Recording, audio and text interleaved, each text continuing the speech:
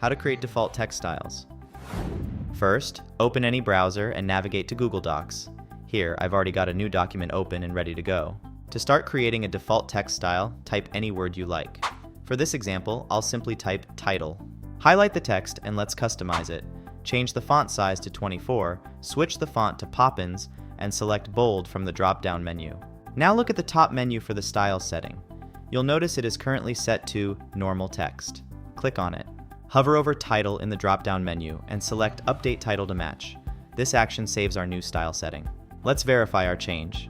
Open the styles menu again and you'll see the title has been updated to our new settings. Let's move on to another style, subtitle. Type subtitle in your document. Change the font size to 14, select the Poppins font again, and this time choose semi-bold. To save these settings, click the styles menu once more. You'll see it still reads normal text. Click on it. Hover over subtitle in the drop-down menu and click update title to match. Your settings are now saved. Recheck the styles menu. You'll observe that subtitle now reflects the changes we've made.